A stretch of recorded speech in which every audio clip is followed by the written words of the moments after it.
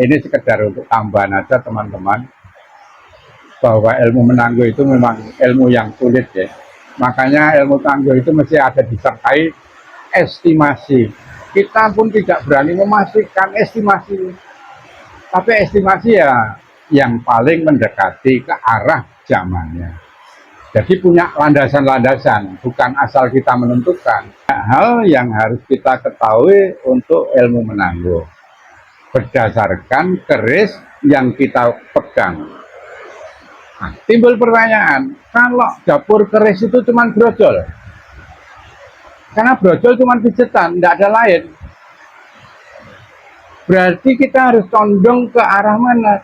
Sor-soran, kepala cicak, bulu melet, buntut. Buntut aja, tanpa ada gereneng, karena brojol. Ya enggak? Yang menentukan ciri zamannya pejetannya, pengaruh dari gande.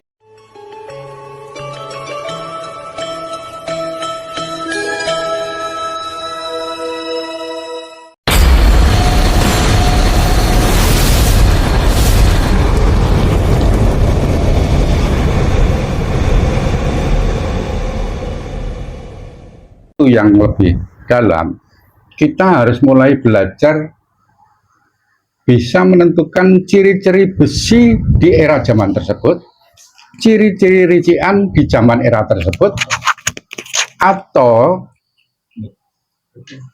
karakter besi di era tersebut. Ini di keris loh.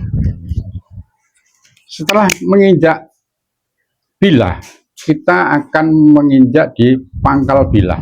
Kalau di dunia perkerisan disebut sor-soran.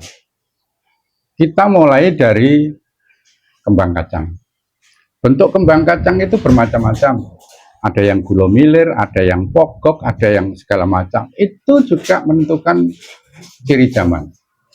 Makanya di awal tadi saya mengatakan bahwa kita harus belajar ciri zaman tersebut di era zaman apa. Contohnya kembang kacang kalau seperti ini era apa. Contoh kembang kacang kayak gini era apa. Itu kita harus tahu. Yang kedua, setelah kembang kacang, di dalam kembang kacang itu mesti ada lambe gajah. Bentuk lambe gajahnya itu seperti apa kita juga harus tahu. Karena itu juga ciri zaman. Setelah kembang kacang itu ada jalen. Itu juga ciri zaman. Nah, sekarang kita ke bawah sekali. Kalau kita balik, ini boleh saya balik? Izin ya. Di sini ada seperangkat yang namanya gonjo. Padahal gonjo itu terdiri dari beberapa bagian ya. Sirah cecak, bulu melet, wetengan, apa enggak? Buntut cecak. Buntut cecak. Nah, jangan lupa bahwa di buntut cecak itu kadang-kadang ada yang punya gereneng, ada yang punya tingil. Itu juga ciri zaman. Itu juga ciri zaman. Nah, setelah begitu kita harus memperhatikan sirah cecak yang seperti ini tuh zaman apa, kita juga harus tahu. Bulu meletnya ini zaman apa, kita harus tahu. Wetengannya seperti apa, kita harus tahu. Belum lagi bentuk gonjo ini datar atau batok mengkurep, itu juga harus tahu. Jadi waktu itu saya pernah ngomong masalah ini kepada Cak Sule, bahwa menangguh pusaka itu bukan hal yang mudah. Taruhlah kita mau menangguh pusaka ini era Majapahit, minimal dari teori yang saya sebutkan tadi itu mencakup semua. Bukan cuma salah satu hal yang mencolok, kita bisa menentukan itu era. Itu akan patah dengan ciri-ciri yang melekat yang lebih banyak. Itu sebetulnya ciri tangguh. Nah, kenapa ini harus tak kemukakan? Karena saya selama ini menemukan hal-hal yang kadang-kadang teman-teman masih terpaku pada sor-soran kalau nangguh. Memang sor-soran ini apa ya, dominan untuk tangguh. Di sor-soran ini dominan sekali untuk tangguh. Ya memang rumit. Sekarang seperti kondisi barang seperti ini, kita menentukan sirah cecaknya ini di era apa, kapan, kan sulit juga. Tapi itu harus tidak boleh lepas dari pola pikir kita. Makanya di kesempatan tertentu waktu itu di Pak Wasis saya tunjukin ini loh Pak, keris baru. Seolah-olah ini keris lama kita dulu waktu baru itu ya seperti ini. Jadi enak dilihat. Enak dilihat. Ini. Nah, belum lagi sekarang ya, tebal tipisnya bilah. Itu juga mempengaruhi. Tebal tipisnya bilah. Ngelimpo atau sekedar oval atau flat.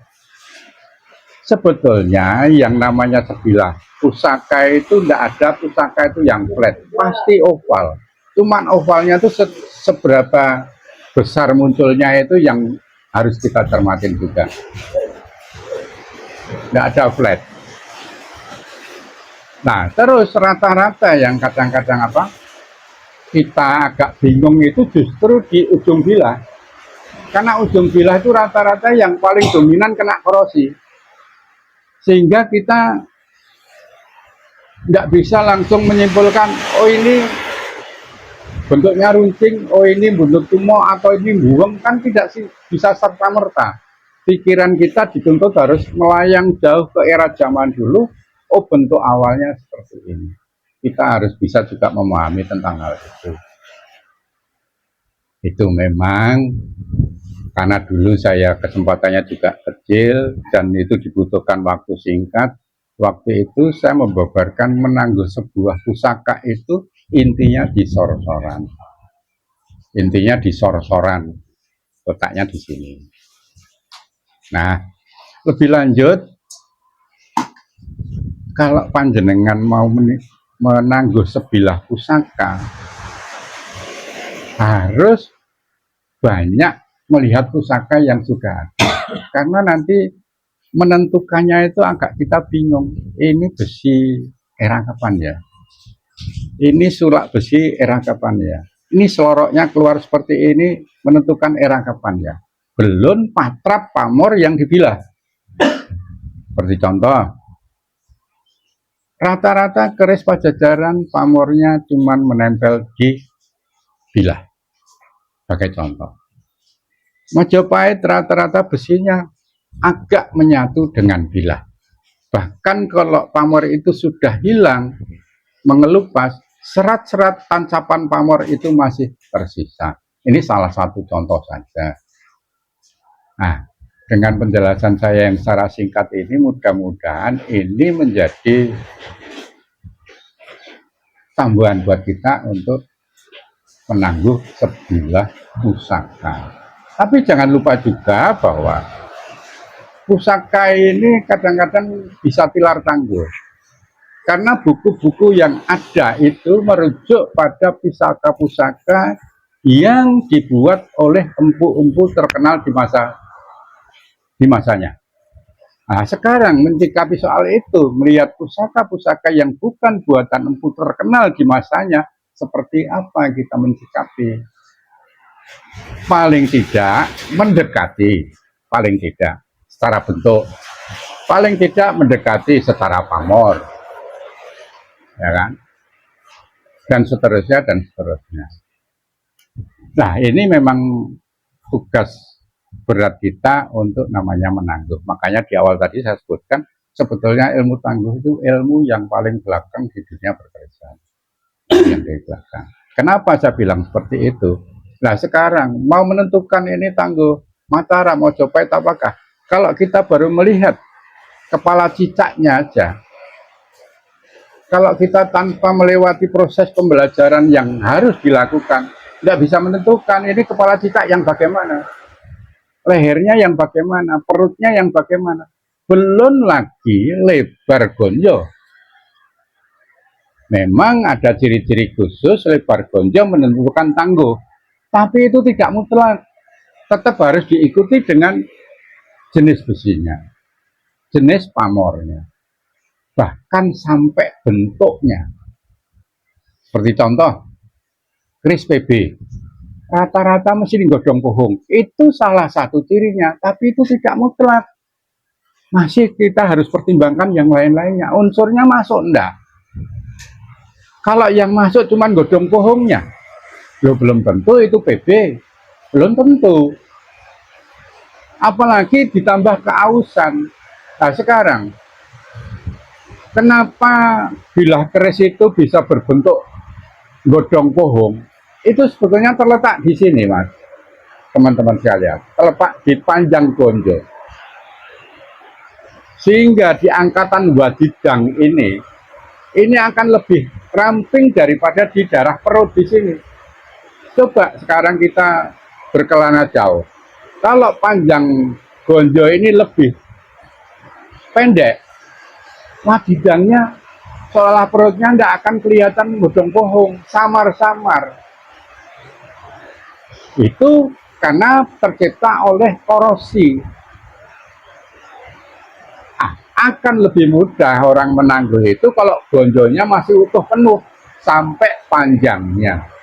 Itu akan lebih mudah. Itu. Jadi ya ini sekedar untuk tambahan aja teman-teman, bahwa ilmu menangguh itu memang ilmu yang sulit ya.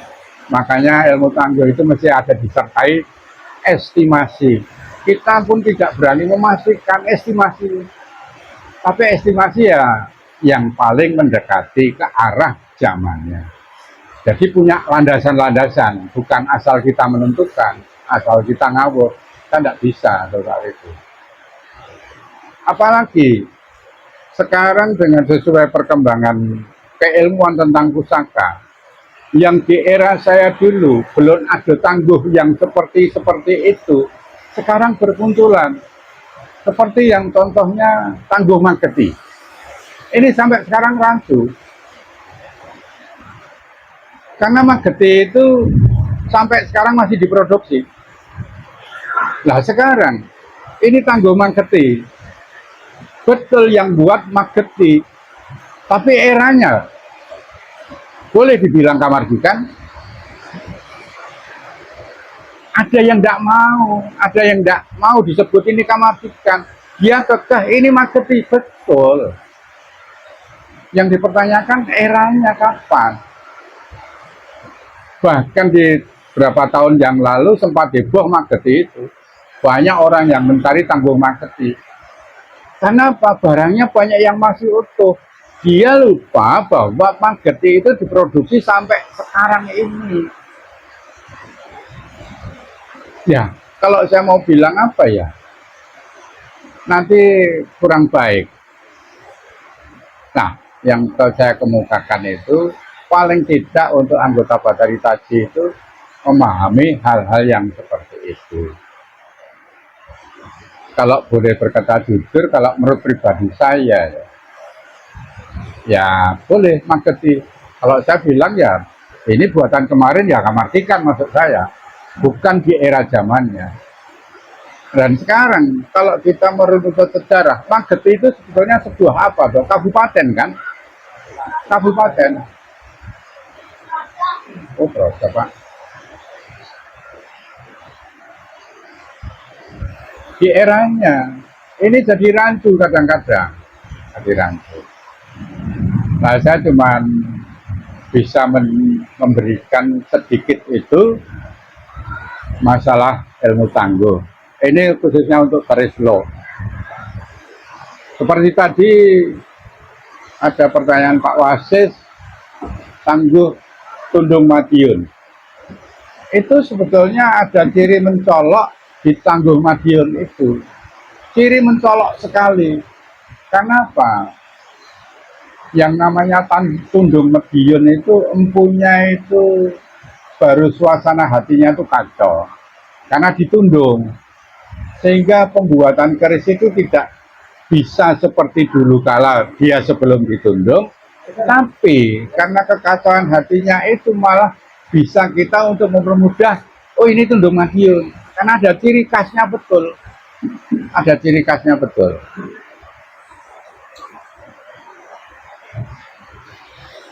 Nah, seperti ini contoh keris lurus.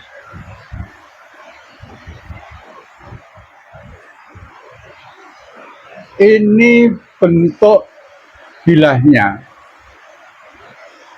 Ini mau ndak mau kan disebut nyujen, tak? Betul ndak? Nyujen kan ini. Ini untung ada barangnya yang bentuk nyujen. Kan bentuk nyujen itu juga salah satu ciri zaman. Betul enggak? Salah satu ciri zaman. Salah satu sekali lagi. Nyujen. Walaupun ini sudah tidak sempurna. Kita berangan-angan ini sempurna. Ujungnya kayak apa nyujen itu? Kan otomatis semakin ramping, sehingga titik temunya di titik terakhir tuh runcing. Betul enggak? Belum lagi kita berbicara garis lurus yang bentuknya seperti ini.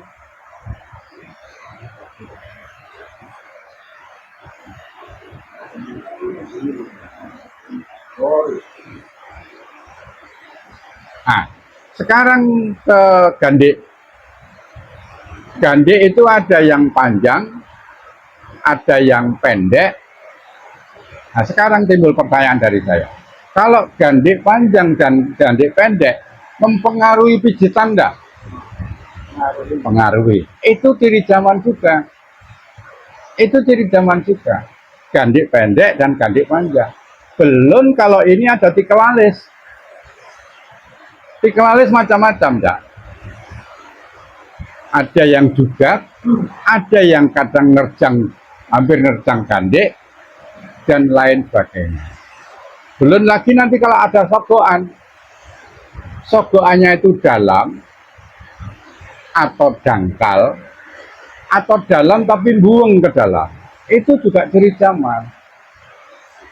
Terus di dalam sogokan itu mesti ada janur, tak? Pasti kan? Janurnya itu seperti apa kan menentukan juga. Jalurnya mengikuti sogokan atau nyebal dari sogokan. Bener enggak? Nah, itu ciri zaman juga. Jadi banyak hal yang harus kita ketahui untuk ilmu menangguh berdasarkan keris yang kita pegang. Nah, timbul pertanyaan, kalau dapur keris itu cuma brojol, karena brojol cuma pijetan, tidak ada lain. Berarti kita harus condong ke arah mana? Sor-soran, kepala cicak, bulu melet, buntut. Buntut aja, tanpa ada gereneng karena brojol. Ya enggak? Yang menentukan ciri zamannya pejetannya. Pengaruh dari gandek, bener enggak? Ya bener. Pengaruh dari gandek. Nah ini kebetulan gandek pendek, otomatis pijetannya ya sempit. Ya, kalau kita melihat keris tuban, gandeknya masih panjang, betul enggak? Bahkan sementara orang menyebutkan pejetannya itu botong ngadep karena besar panjang, ya kan? Belum lagi nanti setelah diwarangi, karakter besinya itu gimana? Halus, lumer, atau gerasa. Itu juga ciri zaman. Jadi memang tidak mudah. Lah kenapa ini harus saya sampaikan? Saya kepingin teman-teman di Pontianak ini bisa sampai ke arah itu. Bahkan angan-angan saya terlalu tinggi. Pontianak saya mengharapkan muncul kader-kader yang bisa jadi kurator keris yang andal. Ya, sekali lagi itu memang harus belajar mati-matian, itu tidak bercanda. Cuman yang saya omongkan tadi itu dasar untuk menentukan tangguh sebilah pusaka. Dan jangan lupa juga yang saya sebutkan tadi itu juga bisa untuk memilih pusaka yang bagus itu yang bagaimana? Seperti sogokan. Sogokannya bagus, janurnya bagus, dalamnya bagus. Garap gimana? Bagus kan? Itu keris bagus. Ya kan? Nah sekarang, belum lagi kita berbicara set A dan set B. Pijetannya aja antara set A dan set B berbeda. Garapnya bagaimana? Kan langsung kita bisa vonis garapnya kurang bagus. Berarti dari ilmu tangguh tadi kita juga bisa menentukan untuk memilih sebuah pusaka khususnya keris yang garap, keris yang bagus itu yang bagaimana. Jadi kita dalam kesempatan ini sekalian kita berbicara masalah tangguh dan cara memilih keris yang bagus. Cuman saya warning untuk keris nom-noman. Warning untuk keris nom-noman. Itu memang akan lebih sulit. Karena nom-noman itu kadang-kadang masih kayak baru. Ini kita harus jeli sekali. Harus jeli sekali.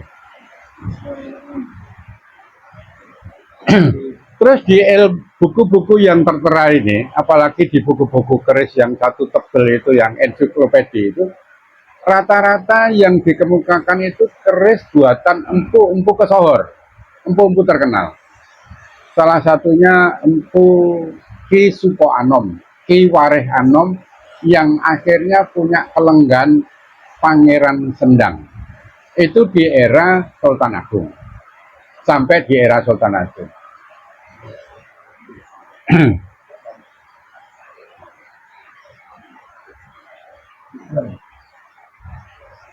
Nah, sekarang kita beralih ke rician yang ada di buntut cecak. Kalau tidak salah, saya pernah ngomong kepada Pak Wasis waktu malam-malam bahwa huruf do, rondo itu juga macam-macam bentuknya. Do Mojopahit itu bagaimana, do Mataram itu bagaimana, bahkan do Pajajaran itu bagaimana. Sebetulnya itu kan rondo, do itu huruf do dalam bahasa Jawa, huruf Jawa, Honocoroko. Coba perhatikan itu huruf do di Honocoroko. Itu masing-masing zaman berbeda. Ada yang pendek, ada yang sedang, ada yang panjang. Itu menentukan zaman juga. Nah, kalau kita menemukan sebilah keris yang ricikannya banyak, itu semakin kita sulit menangguh sebuah pusaka. Itu jelas. Karena kita harus banyak yang harus dipertimbangkan. Saya rasa itu dari saya, mudah-mudahan bermanfaat untuk teman-teman semuanya. Cuman akhir dari kata dari saya, kita harus mempelajari ricikan keris sesuai zamannya. Kita harus tahu itu, sehingga nanti dalam hal menangguh kita tidak salah. Seperti contohkan tadi, kembang kacang Mataram bagaimana, kembang kacang Mojopahit bagaimana, kembang kacang Pajajaran bagaimana, sirah cecak Mojopahit bagaimana, itu kita harus tahu persis. Karena itu pedoman baku yang akan menyebutkan ini tangguh era mana. Itu pesan saya terakhir, itu harus betul-betul dicermati. Karena dari hal itu kita bisa salah dan dalam ilmu nangguh sebuah pusaka. Sekian dari saya, mudah-mudahan bermanfaat. Kalau ada yang mau bertanya silahkan, mumpung otak saya agak enter di siang hari ini. mumpung otak saya agak enter di siang hari ini. Boleh nanya? Oh boleh. Izin semuanya. Izin semuanya. Assalamualaikum warahmatullahi wabarakatuh. Mau bertanya nih Mbah, ini Mas tentang tangguh ya Mbah ya. Untuk menangguh sebuah keris maupun tombak. Kalau keris itu kan ada bagiannya itu termasuk ada gonjo. Terus kalau di tombak itu ada metuk. Berbeda dengan kayak tombak itu kan tidak ada gonjo maupun tidak ada metuknya. Bagaimana menangguh sebuah keris atau tombak yang bagian gonjo di bagian keris atau ada di tombak bagian metuknya yang sudah diganti. pada era Sultan Agung Mataram itu kan gonjo maupun metuk sebuah pusaka itu rata-rata diganti. Ibaratkan di atasnya beliau itu kan ada Panembahan Senopati, di era-era ke atas-atasnya lagi ada Majapahit maupun Pajajaran. Nah, sedangkan waktu diganti gonjo itu di waktu era Sultan Agung Mataram. Sedangkan itu anggaplah keris itu tangguhnya Pajajaran. Terus diganti gonjonya waktu di Sultan Agung Mataram. Itu. Nah, terus bagaimana menangguhnya? Apakah itu masuk Sultan Agung atau masih masuk Pajajaran? Nah, terus sampai saat sekarang itu kan kemungkinan besar pun karena saya belum pernah melihat secara langsung, tapi saya punya keyakinan sampai saat sekarang pun seperti itu terjadi. Itu apakah kita menangguhnya mengikuti zamannya, zaman gonjonya atau zaman pada bilah keris gitu, atau bilah tombaknya? Itu seperti apa itu, Mbak? Terima kasih. Assalamualaikum warahmatullahi wabarakatuh. Jadi begini, mencermati kasus itu kita harus bertolak dulu dari kasus yang akan kita bahas. Salah satu contohnya kalau ada barangnya. Tapi secara garis besar, waktu mengganti gonjo itu disengaja atau tidak? Dalam artian begini, ada yang sengaja mengganti gonjo karena karakter keris itu tidak mau terbaca oleh sesama. Berarti itu disengaja. Cuman catatannya, yang ganti gonjo ini kalau di zaman era dulu Sultan Agung itu dipasarkan terhadap empu-empu yang memang sudah terkenal itu, sehingga beliau ciri-ciri zaman itu terpatri di gonjo yang digantikan, bahkan sampai material besinya. Nah, itu kita harus cermati itu dulu.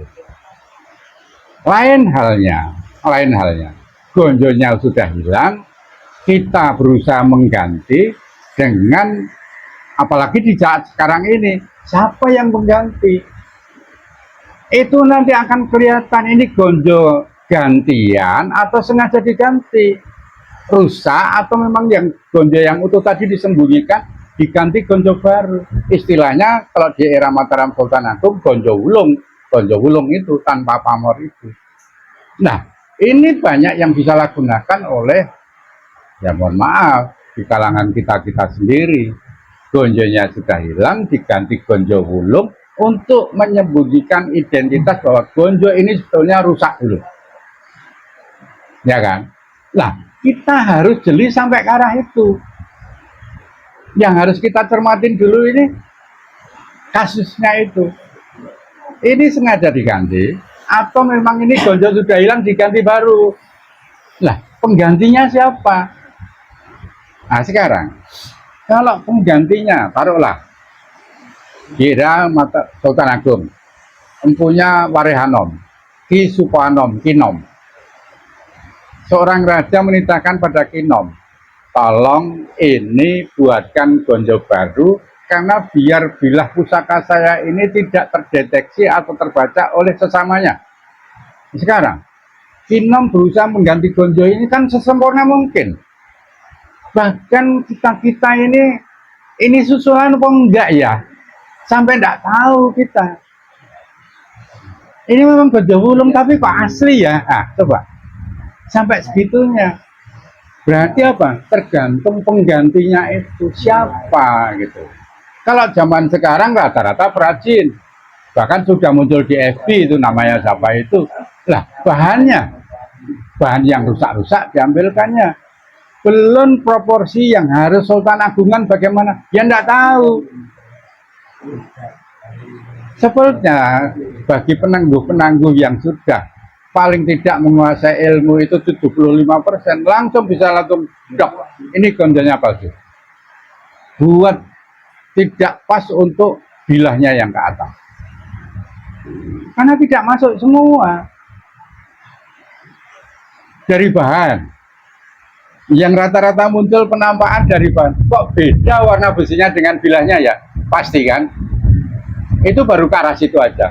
Belum rician yang lain.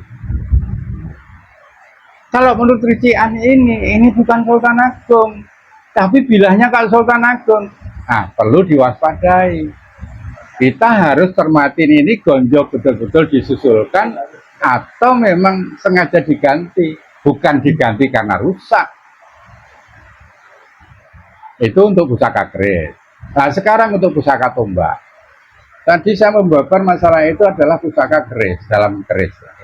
Sekarang tombak itu, tombak kan tidak ada gonjo, cuman metok, ya kan?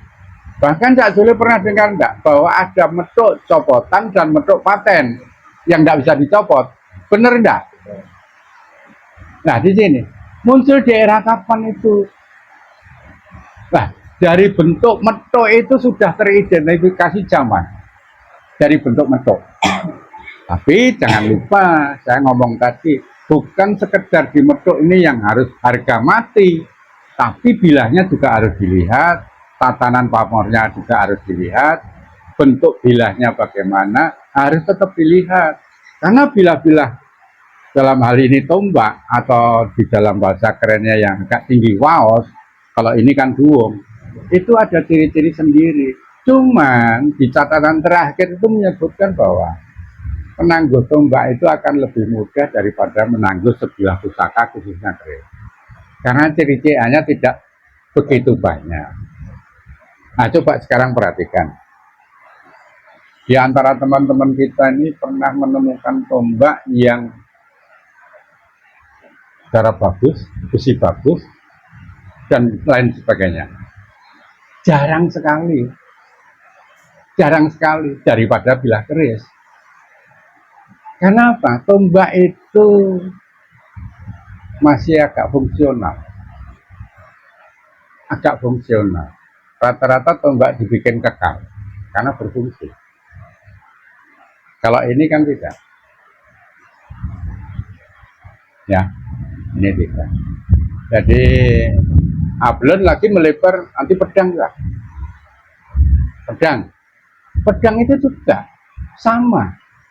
Jadi intinya itu adalah materi dan pacaan pamor. Kalau siapa bilang bahasa Jawa, pacaan pamor. Kalau tak Indonesia kan apa itu?